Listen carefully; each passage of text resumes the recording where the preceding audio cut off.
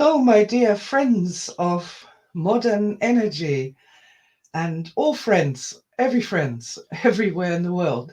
It is I, Sylvia, coming to you live from beautiful Eastbourne by the sea, where we have a lovely summer morning, and I've been out and about and doing my sunrise ritual with my new painting, the dragon, the flying dragon. Ah, it's a lovely thing.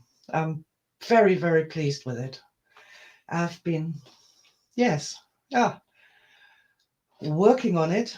It's not really work. It's a wonderful thing to be doing art. I absolutely love it. And it's just something that is, it doesn't just make me happy. Art isn't just a hobby for me, it is an integral part of my processes to do research, to learn more about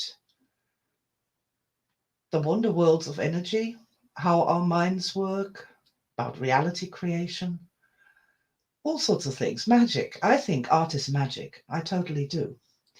And while we're waiting for our friends to come and join us, I'm going to show you a lovely little magic object that came about in the process of making the flying dragon. And this is my lovely magic pyramid.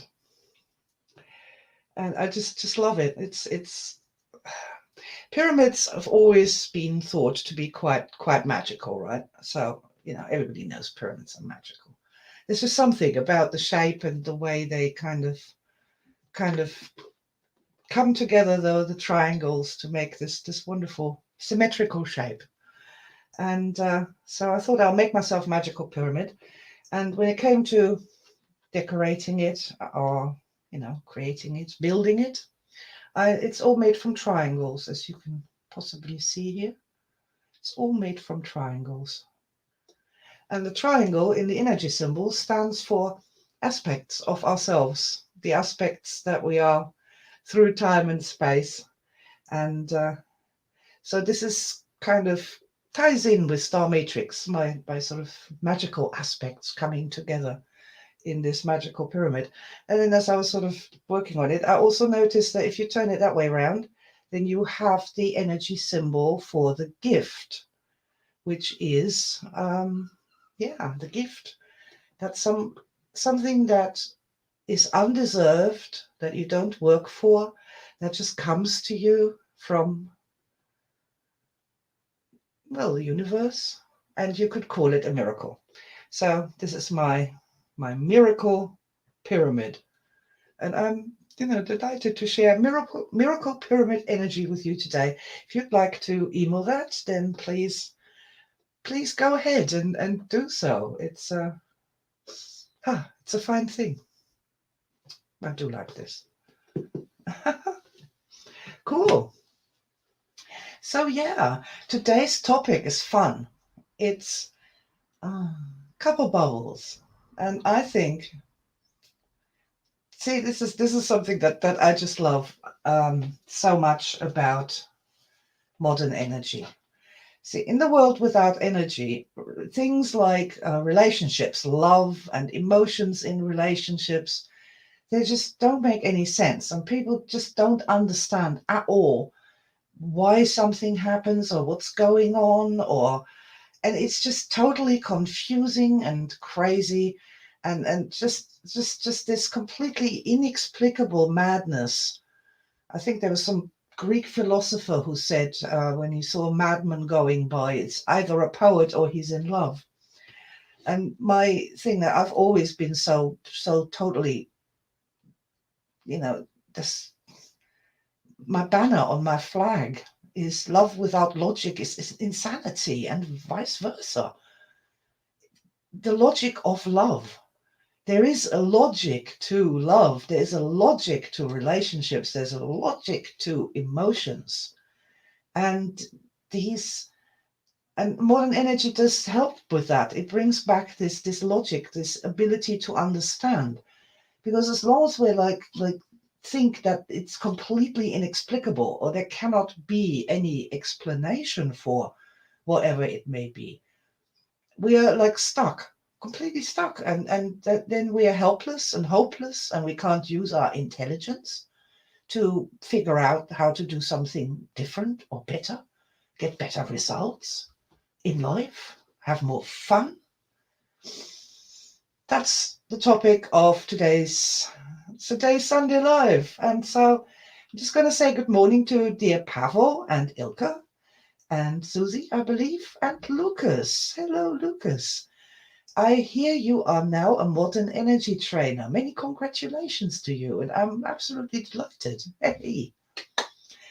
Yeah, so the very simplest principle here that we're talking about is that people really do have this living energy body, and we can't see it, but it's there, and it doesn't end at the barrier of our skin. It sort of is around us, all around us, and it extends quite a long way. So when you go into a bar, for example, and there's 50 people there, there's also 50 energy systems. And if there is a really interesting one to you, even if you don't know that, you get this weird sense that you should probably go a little bit to the right and to the back. And there's this person, and you're looking at this person, you're going, oh my God, wow.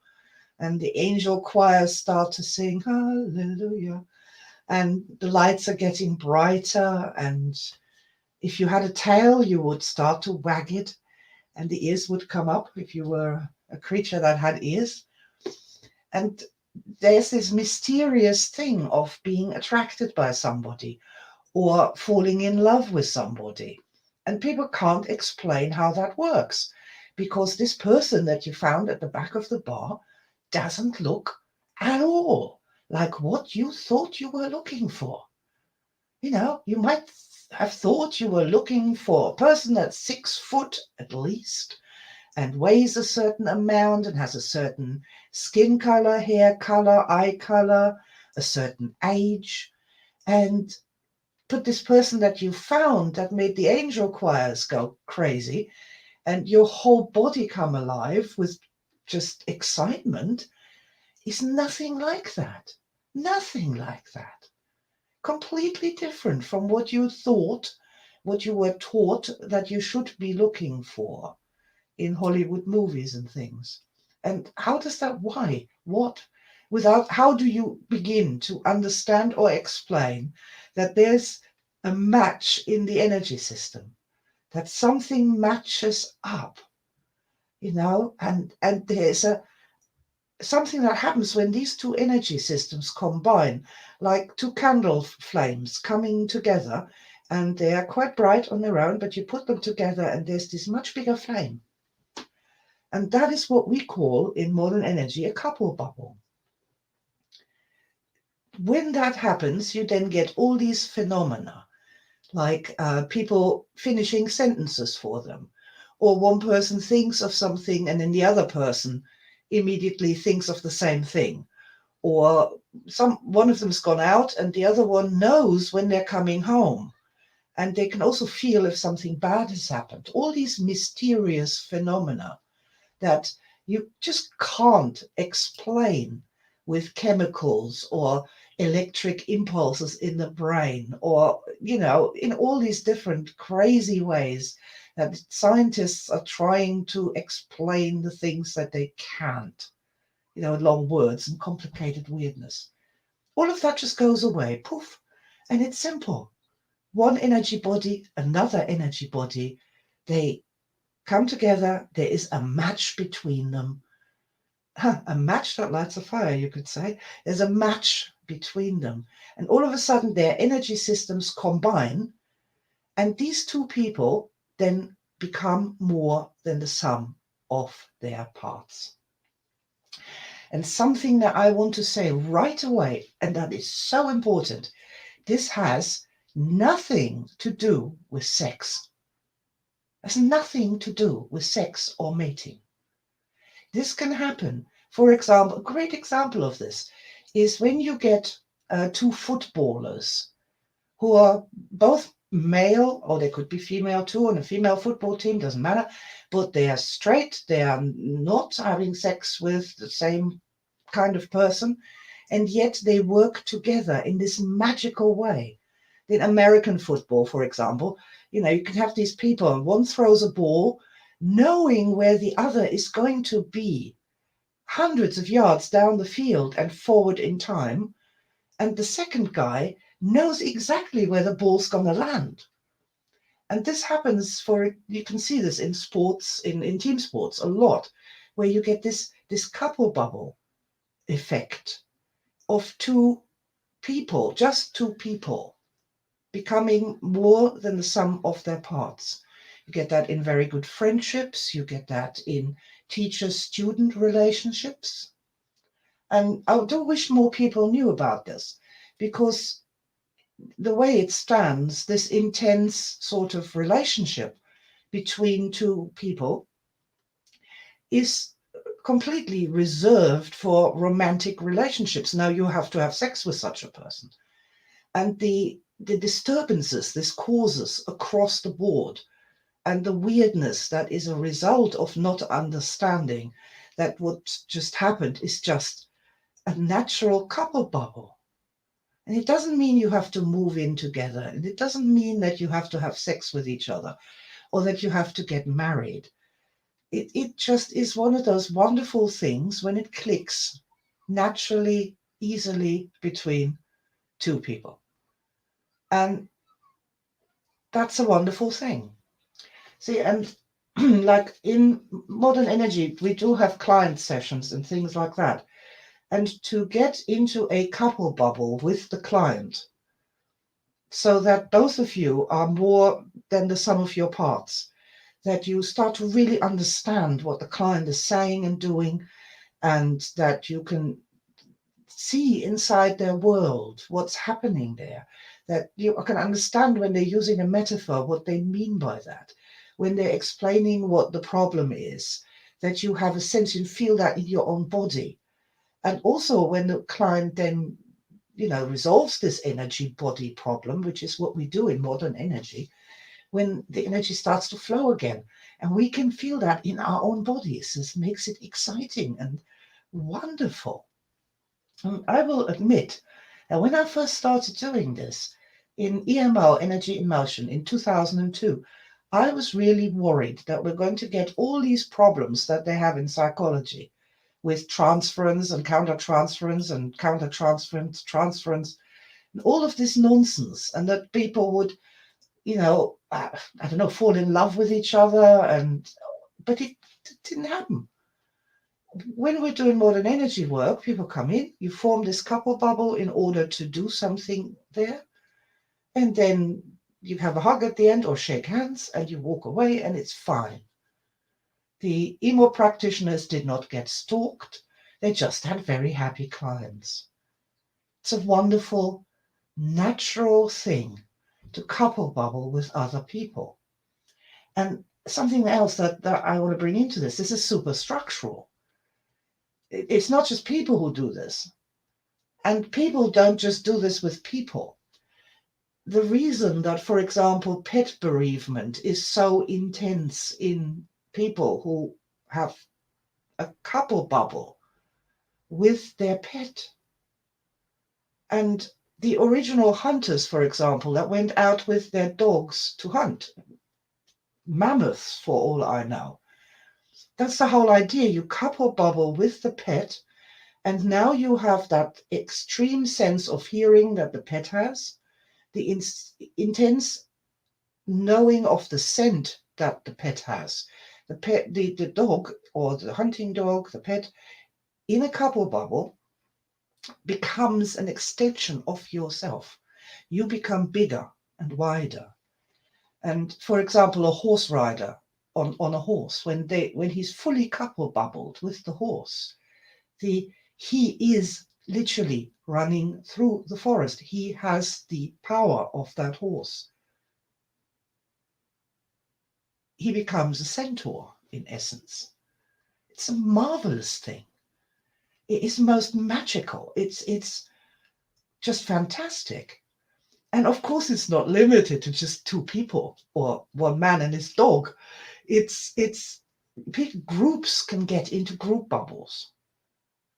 And I believe that really understanding how group bubbles work is so important, because so many people get sucked into cults and like really weird groups that think really crazy stuff because of this group bubble effect. It's, oh man. Yes, and then we have the mastermind groups, the so-called mastermind groups. And what we have in a mastermind group is very high energy individuals, people who are very high up on the Zeus scale, coming together, but holding their individual power at the same time as gaining access to the power of all the other people around them. So rather than dissolving in this crazy cult bubble, or, just losing yourself and just doing what the big leader tells you, and just, it always ends up in a mess one way or the other, doesn't it?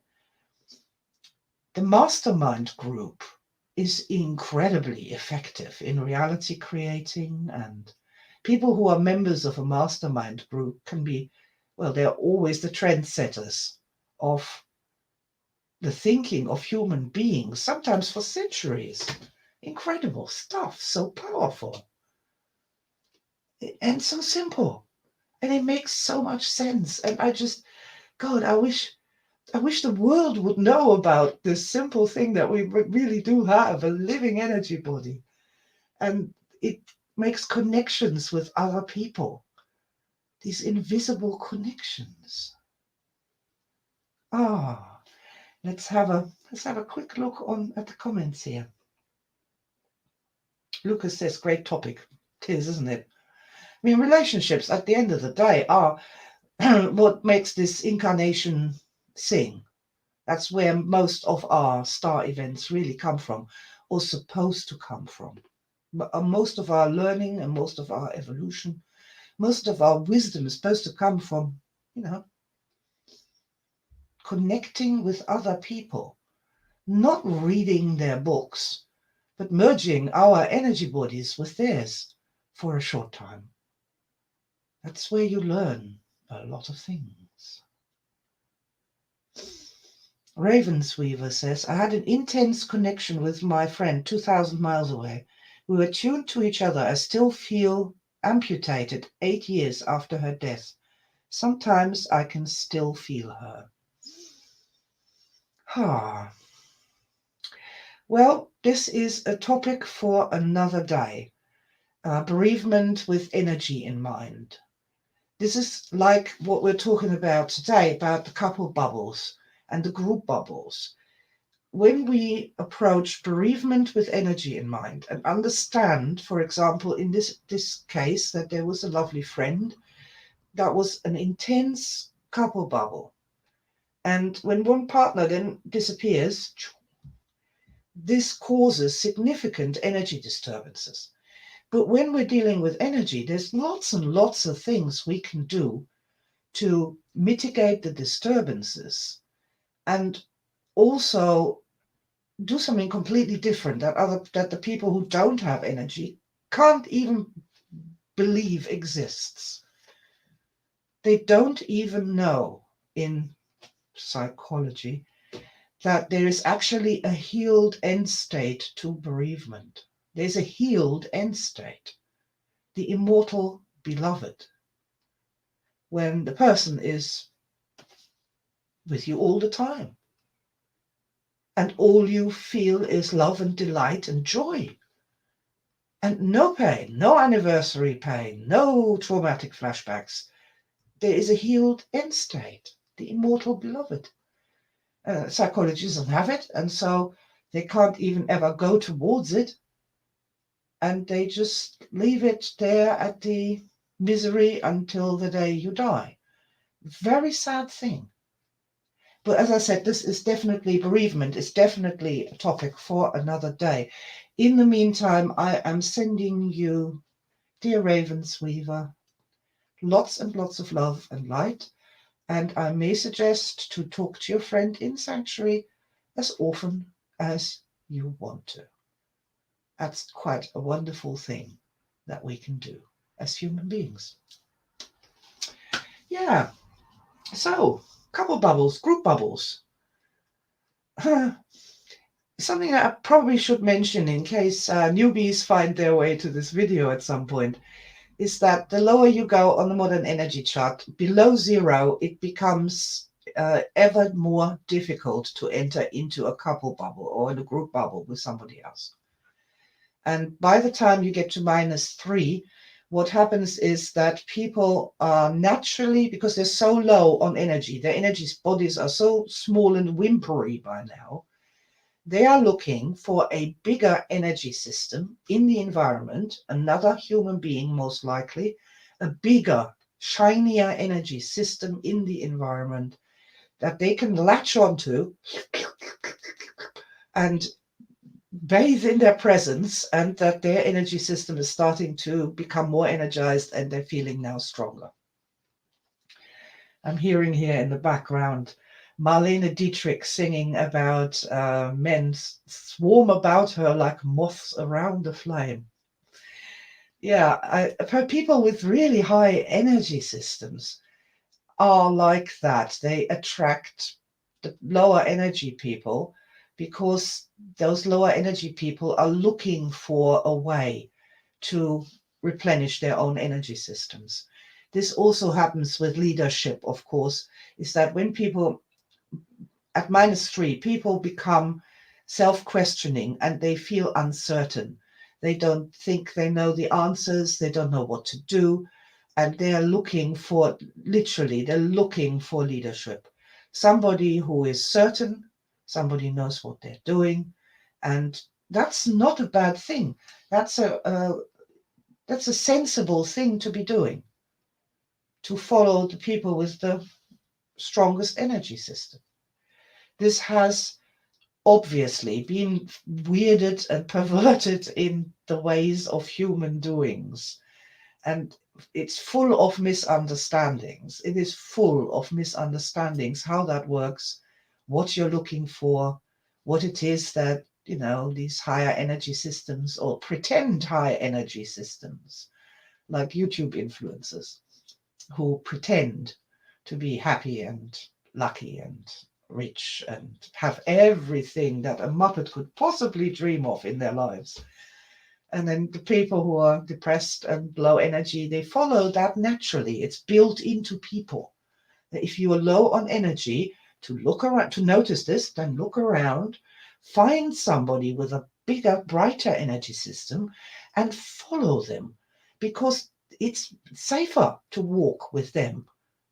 The brighter energy system will know where they're going, they know what they're doing, their senses are wider, they can hear the tiger coming through the bush, they can spot the water we need to drink from a long way away. It is a sensible survival skill to follow the people who got the brighter energy systems. It's just been perverted. People, obviously noticed this and then used that. First, you put the people into fear. That's the first step, of course. Because they're not just going to follow you if they're +5 or +7 themselves. They're going to be like, what are you talking about? This is utter rubbish what you're saying. That makes no sense to me. What the hell? But break the people down and put them in stress, perma-stress, -4, -5, -6. And you can tell them all sorts of rubbish and they'll follow you anyway. It's fascinating. It's simple to know. So, there's all these people around who want to set humans free. And yeah, I'm one of them. But I think the way to do that is just to raise their energy. They'll become ever freer the higher they are on the modern energy chart. And at +10, they're completely free and completely immune to lies and weirdness because they can look beyond. You can't teach somebody to look beyond. You can try. I know people have tried. It doesn't work. But what you can do is raise people's energy, and then they'll come to their senses. By the time they get to +5, they come to their senses. Hallelujah. And they start to think properly again. it's more properly. By the time we're +7, we're getting somewhere, we're getting towards the freedom of individual people to think and, just see clearly, which is a nice thing. But we're talking about the so-called soulmate thing and the couple bubbles. When it clicks, when you meet somebody and it really clicks perfectly, then this idea of the soulmate, the eternal soulmate, especially in romantic relationships, springs into being because it feels like that. And I've questioned this for a long time because I've just known too many people whose soulmate just packed up and left with the secretary that was 30 years younger. Metaphor, ladies and gentlemen, and all others. This soulmate thing. Some people, they stay together from the day they meet until the day they die. And that never changes. It's a solid couple bubble that comes into being. And for almost everyone else, this is really quite rare, for almost everyone else, the soulmate state is transitory. And the way I see that is that every person has their own soul. They are not a twin flame soul thing. I don't believe in that. I think we've got two very well matching energy bodies, and it feels like you're one and the same because you are in this wonderful couple bubble. On the energy levels, you are totally connected. Absolutely. But I believe that each person has their own soul, their own personal soul, and that these souls are like great golden wheels that move through this timeless space. And sometimes they come into harmony for a while and they travel together. But depending on circumstances, they might run out of harmony and then travel on their own individual path. And these time spans can be incredibly long, 20, 30, 40 years, even longer than that. Or they can be really short, like just meeting somebody at a bus stop, having 5 minutes of conversation with them, and never ever seeing them again. I believe that the one soulmate idea prevents people from really going for it and just couple bubbling more freely, more often, to learn more about it, to become more comfortable with it, to understand how it works, to be able to do it or not do it at will. There's just something I think they should be teaching in kindergarten. It's really important. Yeah, and then we come to the opposite of this instant attraction at the end of the pub. I said there's 30 energy bodies in the pub. And there are all sorts of different ones. And you can imagine these in all sorts of shapes and colors, and some have spikes sticking out of them, and some have vortices, and they're just these colorful, amazing neon creatures that people try to recreate in raves. Yes. Well, these neon creatures, and that there's a level of us that can read these energy bodies in the room and can recognize them, can match them up, can understand them. And let's just take this soulmate there out of the way for a moment, and we'll have somebody else in there. And this somebody else is someone you're going to have a psychic battle with. What's a psychic battle? Well, if that's when two energy bodies start sparring with each other to see which one is the stronger of the two. It's not necessarily a fight. I use the word sparring. And sparring is an English term for when you're boxing, but you're just practicing. You're not actually wanting to knock the person out. You're just practicing. You're finding out, how quick are you? Sparring. To discover, to learn more about the other person through sparring, through just a little playful mini battle. That's really an interesting thing when that happens. And again, it's so nice to understand what's going on there and what's happening. And there are, of course, people out there who will just try and beat you down. They're not sparring. They're not being friendly and playful. Sparring is essentially quite playful because you both know you're not in danger. You're not actually really fighting. You're just practicing and having a good time.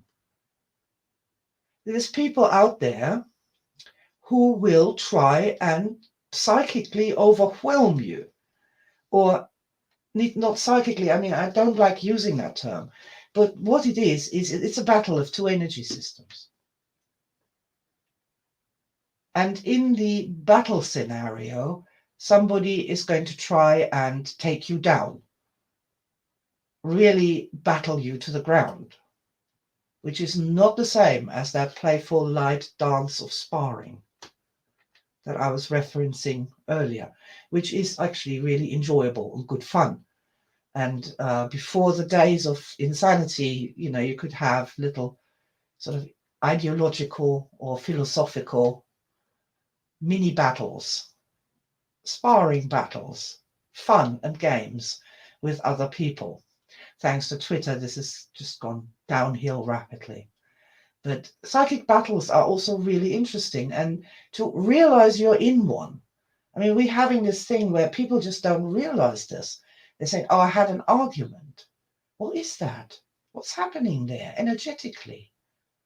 How did we get into a battle of energy systems? And see, when this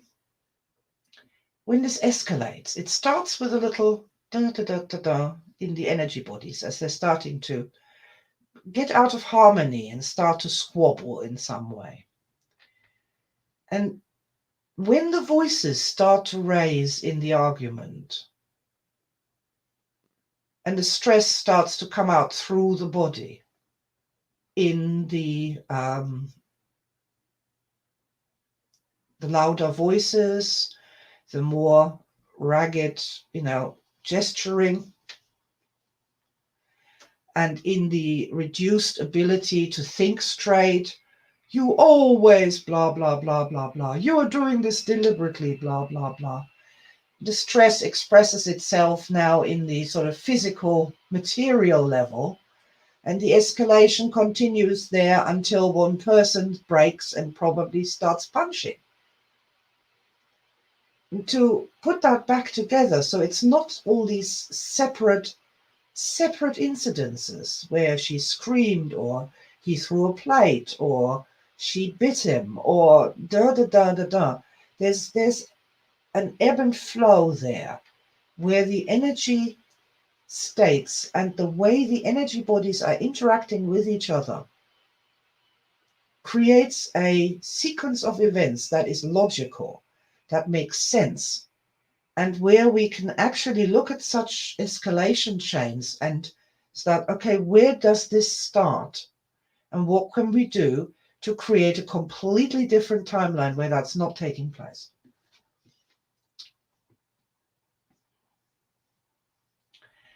Yeah, so I think that for any kind of relationship work, and it doesn't matter if that's for a team in a company, for a family, the relationship between a father and his daughter, relationship between siblings, all these relationships, they all need for people to stop and really now address the energy levels of this, what's happening in the energy bodies, the energy relationships the energy exchanges between people. And I'll just put that in for the newbies amongst us here, is that modern energy is so essentially different from like the old Oriental approaches, where you had one guy sitting in the lotus position with his chakras. And energy knowledge is about one guy standing there with all the dots and the meridian points. That's one thing. Modern energy is all about energy relationships. Energy flows, it flows into us, through and out. In relationships with other people, we have energy exchanges. These energy exchanges cause our energy bodies to react. And we can acupuncture in a session, 5 times over. That doesn't really help when we're having an argument with our wife. There is where you need, in the real world, in real life, with real relationships, with real people, you need to understand how these energy exchanges work and how it's the energy exchanges that create the words we say, the thoughts we think. They are the basis upon which all relationships run, including the psychic battles. Let's have a look what we got. Ha! It's quite funny. I'm with you, and I even believe that this cosmic partner thing, soulmate concept, is a real burden. Yeah, I do understand why people feel that way. I really do. It's the intensity of a teenage girl who has fallen in love for the first time, let's say with a pop star. And I think we can all remember the pictures of screaming teenage girls crying and fainting at a pop concert because their favorite star has just walked on stage. It's super intense. You can't drag, I mean, you can drag one of those teenage girls out of there and tell her that she's delusional, that she's not that singer's soulmate, that she can look around and there's 500 million other teenage girls just like her, screaming as loud and louder than she is. We can say that to her. We can show her this. And you know what she's going to do the minute you let go of her shoulders?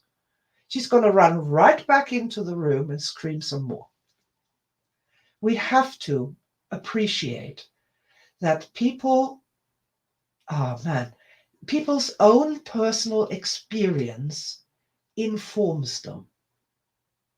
People's own personal experience informs them. The teenage girl that we just dragged out of the pop concert is informed by those extraordinary feelings of love and first sexual power and, oh my God, he's so beautiful. It's informed by that. And these soulmate people, they are informed by that. But I agree that I find that in the long run, even in the short run, if you're making somebody into this everlasting soulmate, and that person is just a normal, real human being with all the past, present, and future, with all the personalization in the energy system, with all the daily ups and downs of the modern energy chart, an idealized soulmate. I mean, how could they ever measure up? How could they ever measure up to something as enormous as that? So, yeah, okay, I'll agree full 100%. The soulmate idea isn't a good idea. It's not helpful. It's not helpful. The idea of two souls deciding to get together and form a soul bubble that is more than the parts of themselves is a lovely idea. I love that. Then, whatever happens next, and that's a good thing. Let's go here. My friend expressed a feeling of energy from others as they want a piece of me like a cannibal. Oh, yeah. Yes. Certainly, certainly, certainly, certainly. People are very energy hungry, very, very energy hungry, to the point that it sometimes feels that they could suck everything and including your soul into themselves and they're still hungry. Um, Again, if your energy body reacts with dismay and I don't like this, and this is making me weak, this is draining me of energy, this is exhausting me, then it's important to step back from that and do various things now to strengthen your energy body so it can handle that sort of situation without falling apart. And energy nutrition, power of the positives, every day keeping the stress chart around, looking on your Sue wristband and saying, oh, where am I on the energy scale? I'm a -3. Okay, what can I do to get a bit higher? This is not good enough. -3 is not good enough. And I also think that low energy states for some people are blood in the water, so that they hone in and yeah. Okay, let's see. Ilkos asked a question. How does it change from the dance to the psychic battle?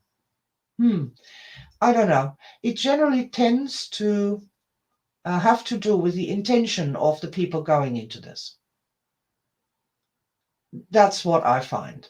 I find that some people just are the sort of person that will just, kick you a little bit here and there and see how you react. Lots of people are like that. They learn how other people are by doing that.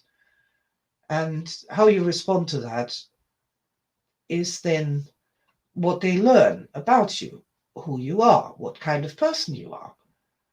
But there's some people who come in with this thing where they just want to overwhelm you and completely make you their slave and I think that's the difference. In a normal relationship, you get power battles and stress escalations, particularly stress escalations. When people get to -7, then all is lost. It's just one of those things. For keeping energy high in relationships, that's really important. And also there we have this other thing.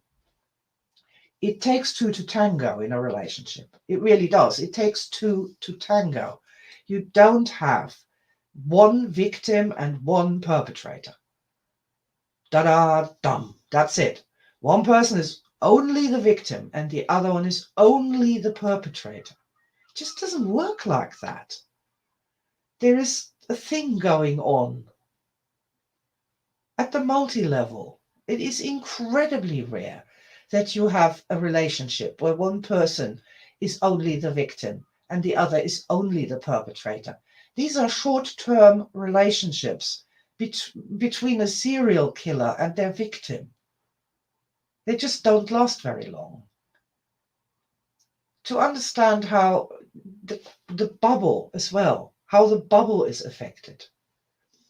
Like if you have normally a quite happy couple bubble, and the one part of this couple bubble, one person is at work, has a terrible day at work, and comes home completely depleted from their struggles outside.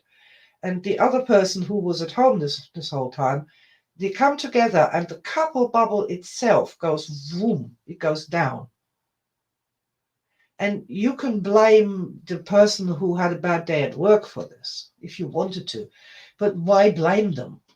Another day, it may be the other person who's got a cold and then their energy goes down.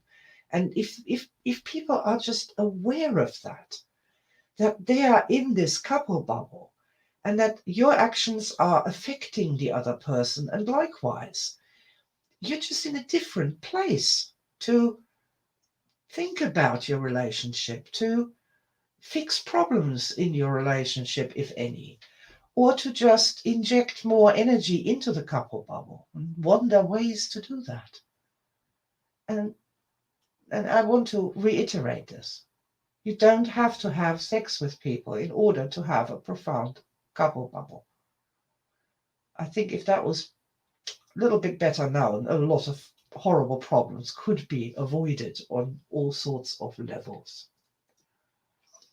Okay, a little bit of food for thought today. It's a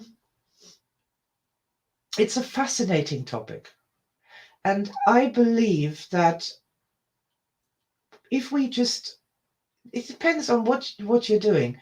I mean, I was talking to somebody the other day who was having problems with their horse in horse riding, and the the holistic approach to this was quite good. They were looking at all the things the rider was doing wrong, and they were looking at all the things the horse was doing wrong. But I thought to myself, what about the bubble, the two of them together? What's happening there? If that couple bubble is a single entity, and we're using modern energy here, what kind of positives does this bubble need to perform better, to be more connected, to be more in love with each other, to be more helpful to each other, to be more understanding of each other's needs, both ways round? The horse understanding what the rider wants or needs, the rider understanding what the horse wants or needs. It's completely transformational to that team, to that bubble. And to think in terms of that. Now, when you're dealing with a team, rather than always saying, everything's Tony's fault, If Tony wasn't here, then everything would work much better. Let's get rid of Tony. To understand that you are dealing with a group bubble. And rather than, chowing down on the individuals and blaming them for all sorts of things, to consider what we can do to make the entire team stronger. Good things happen when we start thinking in terms of energy. That's right, Pavel, you are very right.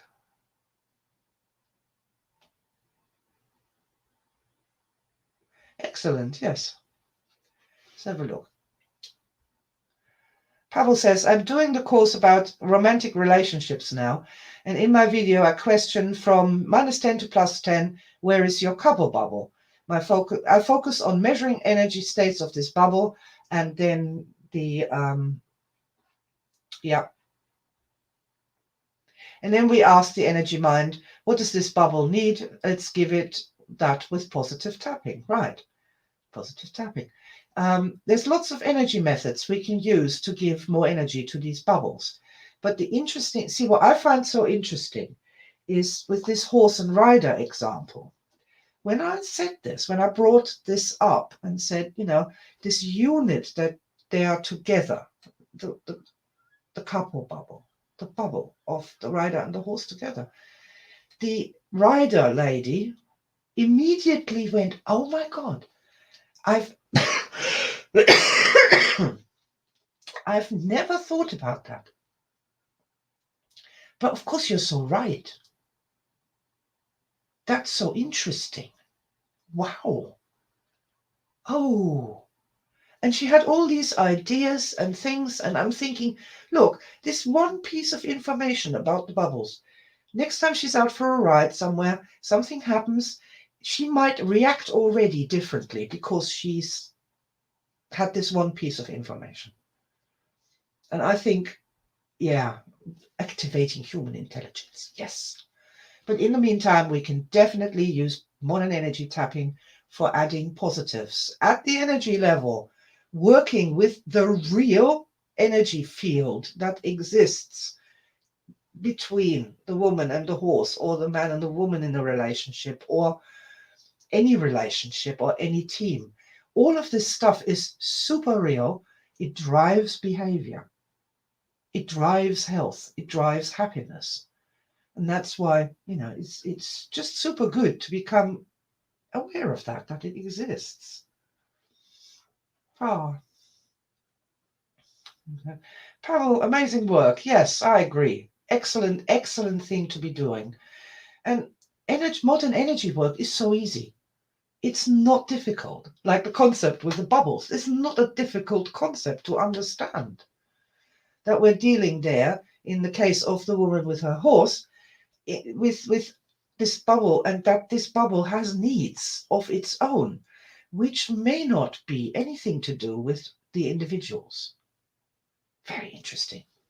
Super interesting. Great way to look at or to conceptualize problems that you have with things, with people, with relationships, where we've falsely put it into these little boxes like got the horse, got the rider, and we need to treat them separately. Or we've got the business and we got the business owner, and we need to treat them separately. Ooh.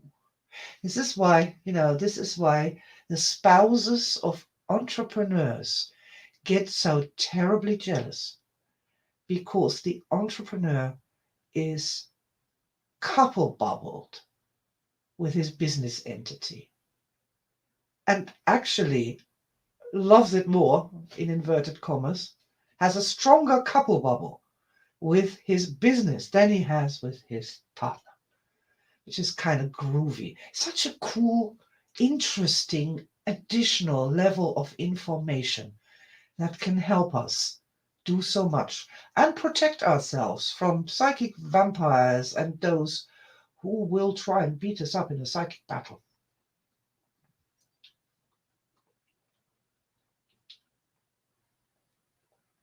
Cool. Yeah. I'm interested in this subject as I have a family member diagnosed with depression and on lots of medication. I feel drained when they are around, and I'm working every day to keep my own energy raised. Yep. Um, there's many things I'd love to say to that, but we are already over time. So, yeah, interesting thing. If that person is around, and that is surely also then a couple bubble. If they're able to drain energy from you, that means there has to be an energy relationship between you. So you might have a play with, as Pavel said, just find some. What does if I and this depressed person, if we were in a relationship, what does that relationship need for both of us to feel much better?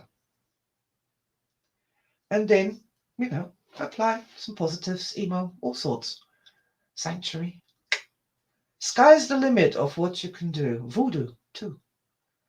I have to make a voodoo video one of these days. Probably best for the members, huh?